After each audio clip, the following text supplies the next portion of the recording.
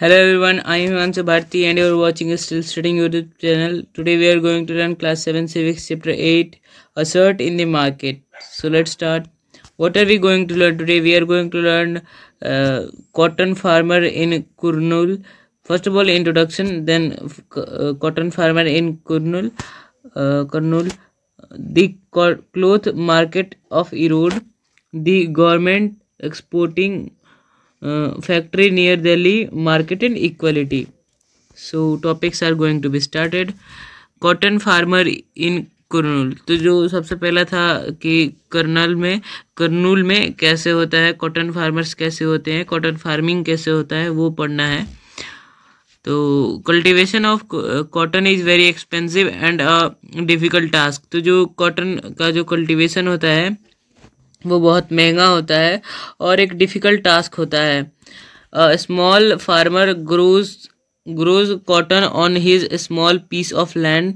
तो जो फार्मर होता है वो अपने छोटे से ज़मीन के टुकड़े पर, छोटे से लैंड पे कल्टीवेशन करता है और फिर उसका हार्वेस्टिंग करता है. Once the harvesting is done, जब हार्वेस्टिंग हो जाता है मतलब कि फसल का कटाई हो जाता है, कॉटन बॉल्स आर कलेक्टेड. तो उस फसल से हम कॉटन बॉल्स को कलेक्ट कर लेते हैं. These are taken to the local trader as the farmer had borrowed money from the trader to buy seeds. तो मतलब ये जो बॉल है कॉटन बॉल, अब उसको एक नॉर्मल से लोकल ट्रेडर को दे दिया जाएगा और मतलब लोकल ट्रेडर के द्वारा ले लिया जाएगा. और जो फार्मर था तो उसने जो भी पैसा उधार लिया था इसके बीज के लिए, फर्टिलाइजर्स के लिए, उस सारी चीज़ों के लिए, कल्टीवेशन के लिए उसका ऋण चुक जाएगा. Even though the market price is high, market price का जो मार्केट का प्राइस है उसका हाई होने के कारण, उसके हाई होने के कारण the trader buys it at a मिर्ज प्राइस फ्रॉम द फार्मर. तो फार्मर से भी ये मतलब जैसा मार्केट में प्राइस रहता है, मतलब हाई हो या लो, मतलब उसी हिसाब से ये जो मार्केट ट्रेडर है, जो व्यापारी है, लोकल ट्रेडर जो लोकल व्यापारी है, वो उसी हिसाब से पैसे देता है फार्मर को. The cloth market of Erode, तो इरोड में कैसे क्लोथ मार्केटिंग होता है. तो the biweekly market of Erode in Tamil Nadu, तो जो तमिलनाडु में है बाई वीकली इरोड मार्केट, तो वो जो है वो Tamil Nadu is one of the biggest cloth makers market in the world. तो ये जो है मार्केट, वो क्लोथ मार्केट मतलब वर्ल्ड में सबसे बड़ा तमिलनाडु में है ये मार्केट क्लोथ्स का. Cloth made by weavers from all over comes here for sale. तो अलग अलग जो मतलब वीवर्स होते हैं, वीवर्स कौन होते हैं, बुनने वाले, बुनाई करने वाले कह सकते हैं. तो वो जो होते हैं वो क्लोथ्स जो बनाए जाते हैं वो वीवर्स के द्वारा बनाए जाते हैं. फ्रॉम ऑल ओवर मतलब हर जगह से यहाँ पे आते हैं weavers. Come here for sale, अपने सामान को बेचने के लिए. Instructions about the type of cloth to be made are given in advance. तो एडवांस में इंस्ट्रक्शंस भी दिए गए हैं कि अलग अलग जो प्रकार होते हैं क्लॉथ्स के, वो कैसे बनाए जाते हैं उनके बारे में. The weavers get yarn from the merchant and supply them the cloth. तो जो वीवर्स होते हैं वो उनको यार्न मिलता है, यार्न कह सकते हो, वो क्या होता है, रेशम होता है शायद. वो रेशम का मतलब एकदम पतले पतले जो रेसे होते हैं कपड़ों में, उन्हीं को यार्न कहा जाता है, उन्हीं को बुन के बनाया जाता है. तो उनको वीवर्स को ये दिया जाता है मर्चेंट्स के द्वारा, और जो वीवर्स होते हैं वो कपड़ा बनाकर फिर से दे देते हैं मर्चेंट्स को. The arrangement between the merchant and the weaver is termed as the putting out system. तो इन दोनों के बीच में जो अरेंजमेंट है उसको कहा जाता है putting out system. It saves money of the weavers as they do not have to buy yarn. तो इससे जो पैसा होता है वीवर्स का वो बच जाता है, जिससे कि उन्हें खरीदना नहीं पड़ता है याम को. Likewise the problem of selling the cloth is also taken care of. तो इससे जो प्रॉब्लम है कपड़ों के बेचने बनाने वगैरह का, तो वो भी सॉल्व हो जाता है। Since weavers do not know the price of the cloth, मतलब वीवर्स को प्राइस नहीं पता होता है क्लोथ्स का, they are at a loss and get a very small amount, इसलिए उनको कम पैसा दे दिया जाता है और वो घाटे में रहते हैं। The government exporting factory near Delhi, तो दिल्ली में जो कपड़ा एक्सपोर्ट करने का जो फैक्ट्री है उसके बारे में पढ़ना है। Erode merchants send the cloth to the garments export export in the centre in Delhi, तो जो दिल्ली में है गारमेंट एक्सपोर्ट, तो वहाँ पे एक्सपोर्ट सेंटर में भेज दिया जाता है मर्चेंट्स के द्वारा ये जो कपड़े हैं उनको।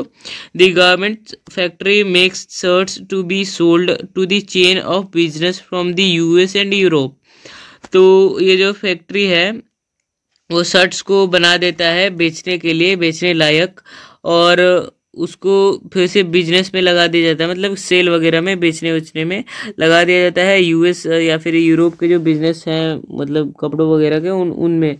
दे set a standard of quality and time, तो उनकी जो क्वालिटी होती है कपड़ों की वो भी बेहतरीन होती है और समय पे हो जाती है।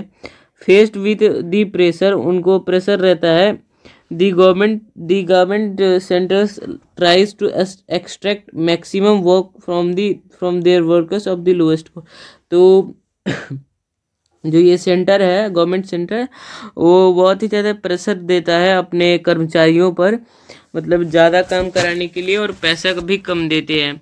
Most hired work are temporary and get a low salary, तो ये जो वर्कर्स होते हैं उनका जॉब भी टेम्पररी होता है, मतलब परमानेंट नहीं होता है, और सैलरी भी कम होता है। दी शर्ट इन द यूएसए में कैसे शर्ट्स वगैरह का क्या होता है सिस्टम वो पढ़ना है। The shirts send from the garments export centres are sold in dollars in the USA, तो जो कपड़े दिल्ली के सेंटर से भेजे गए हैं यूएस वगैरह में, तो वहाँ पर वो डॉलर्स में बिकते हैं। दी शर्ट्स सोल्ड एट RS200, मतलब 200 rupees by the government export centre sell at the RS1200 in US, तो देखिए कितना अमाउंट का फ़र्क है। इंडिया में अगर उसी शर्ट को किसी मतलब जो शर्ट सेंटर में बना है एक्सपोर्ट सेंटर में दिल्ली के, वहाँ पे अगर इंडिया में ही उसी शर्ट को बेचा जाएगा तो 200 रुपये में बिकेगा, और वही शर्ट अगर यूएसए में जाके बेचा जाता है तो 1200 रुपये में बिकता है। Thus, a chain of markets links the producers of the cotton to the buyers at supermarket, इसलिए एक चेन है, मतलब इन मार्केट्स को एक चेन मतलब चेन जोड़े हुए हैं जो किनके बीच में है, तो जो खरीदार हैं जो सुपरमार्केट्स हैं तो उनसे कनेक्ट में हैं, और जो प्रोड्यूसर्स हैं कॉटन के, मतलब कॉटन के जो खेती वगैरह करते हैं वो उन सब से ये चीज़ें जुड़ी हुई हैं। मार्केट एंड इक्वालिटी, तो जो मार्केट है उससे इक्वालिटी को कैसे क्या इफेक्ट होता है वो पढ़ना है। Foreign businessman make huge profit in the market, तो जो विदेशी बिजनेसमैन होते हैं वो ज़्यादा प्रॉफिट ले लेते हैं, प्रॉफिट कमा लेते हैं मार्केट में।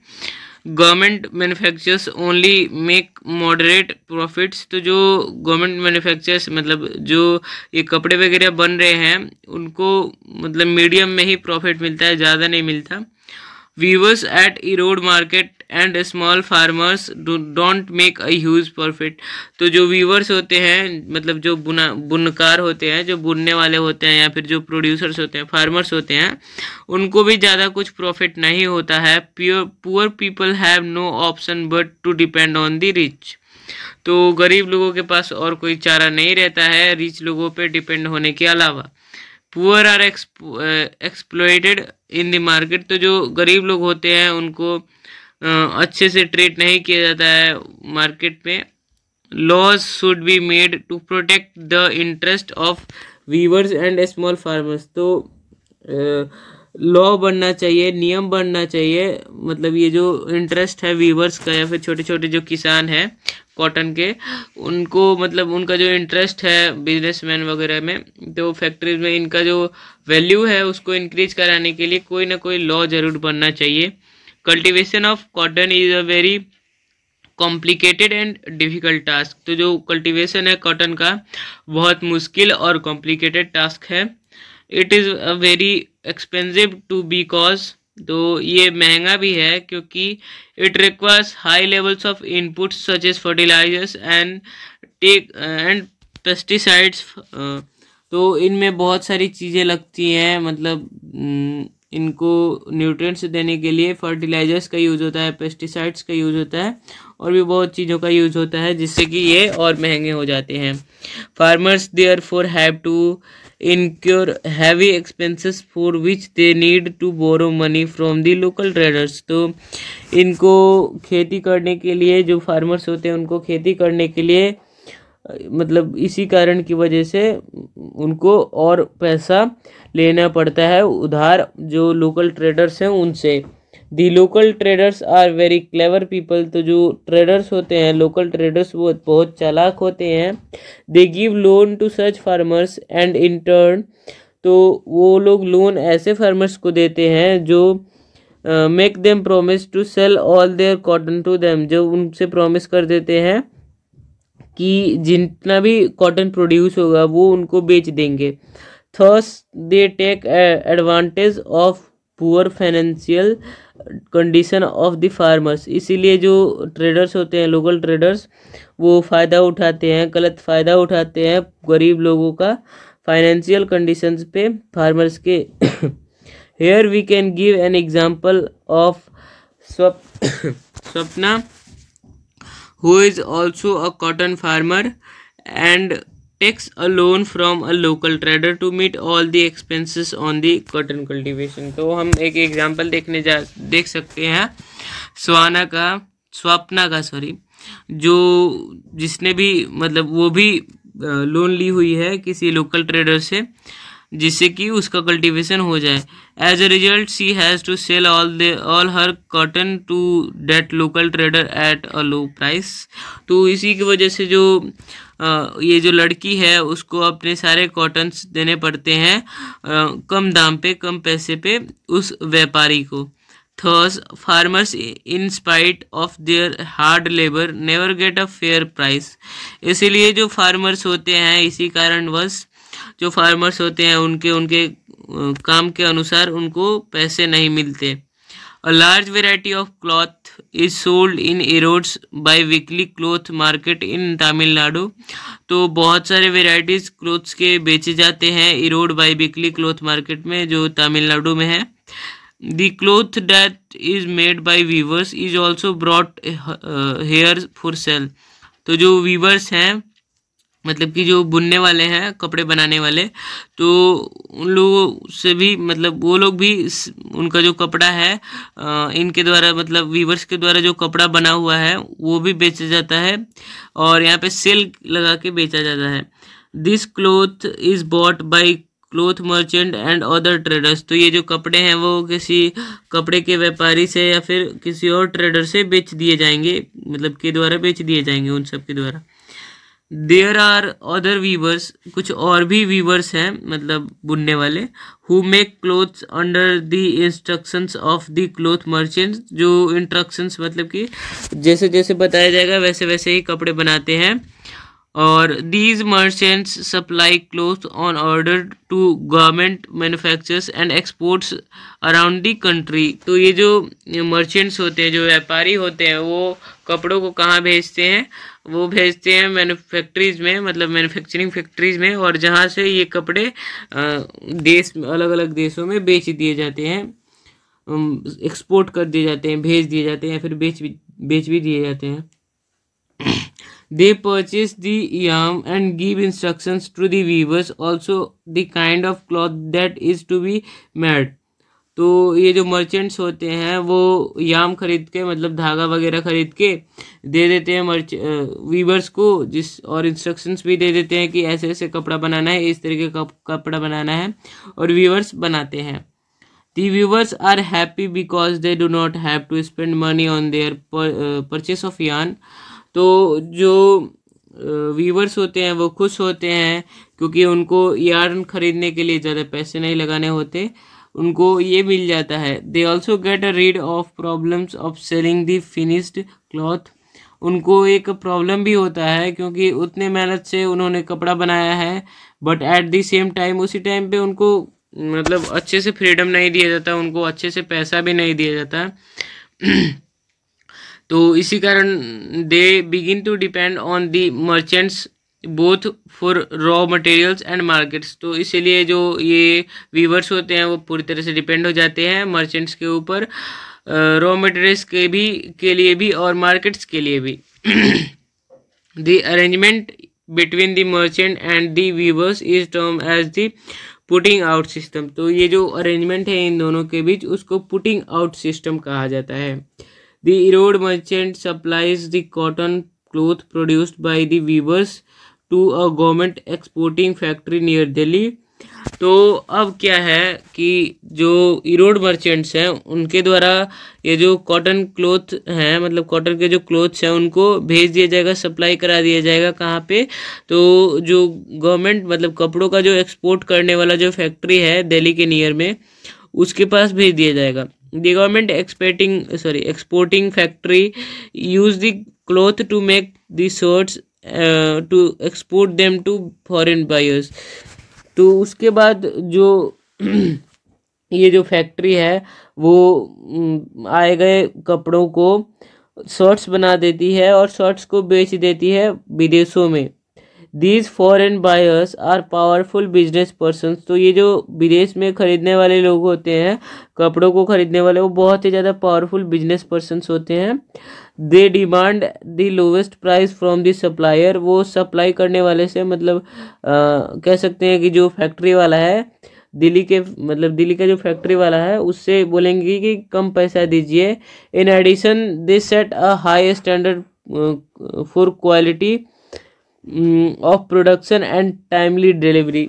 लेकिन वो कम पैसा करते हैं, लेकिन वो लोग पैसा भी टिप के मतलब कह सकते हैं टिप के जैसे एडिशन दे देते हैं क्वालिटी की वजह से, सही टाइम पे डिलीवरी की वजह से। This conditions put the exporter in light situation. इससे जो एक्सपोर्टर है, जो एक्सपोर्ट कर रहा है कपड़ों को, वो लाइट सिचुएशन में पड़ता है। Still they accept the deal. लेकिन फिर भी वो जो डील है उसको एक्सेप्ट करते हैं, because they have nothing to do at the cost of their own benefit. क्योंकि उनके पास और कोई चारा नहीं होता अपने बेनिफिट के अलावा। They start cutting cost. वो दाम कम करना चालू करते हैं। They got the maximum work out of the workers at lowest possible wages. तो वो ज़्यादा काम कराते हैं वर्कर्स से और कम पैसा देते हैं।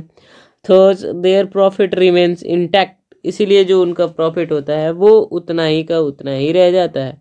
This sufferers are always the workers labourers who hardly fulfil their day to day needs. तो जो ये काम करने वाले जो होते हैं कर्मचारी, उनको बहुत मुश्किल से पैसा मिलता है और वो बहुत मुश्किल से अपने जीवन की नीड्स को, ज़रूरतों को पूरा कर पाते हैं। The weavers too are in exploited lot. तो जो वीवर्स होते हैं मतलब जो बुनाईकार जो बुनने वाले होते हैं, उनको भी सेम ही सिचुएशन से गुजरना पड़ता है। Third everyone does not gain equality in the market. इसीलिए सबको बराबर समानता नहीं मिलती है मार्केट में। Some make huge profits. किसी किसी को ज़्यादा प्रॉफिट हो जाता है। Some make moderate profit. किसी किसी को मीडियम में प्रॉफिट होता है। But nobody thinks about those who are working at root level. लेकिन कोई भी ये जो रूट लेवल पे काम करने वाले जो लोग होते हैं, जैसे फार्मर्स हो गए, वीवर्स हो गए, उनके बारे में कोई नहीं सोचता है। They remain poor in spite of their hard labour. वो उनके इतने कड़े मेहनत के बावजूद भी वो गरीब के गरीब ही रह जाते हैं। यहाँ पे कुछ नोट्स हैं जिनका आप स्क्रीनशॉट ले लीजिए अपने स्कूल में लिखने के लिए। और इसी के साथ चैप्टर ख़त्म होता है। मिलेंगे आपसे नेक्स्ट वीडियो में, तब तक के लिए bye bye. Thank you for stay tuned at last.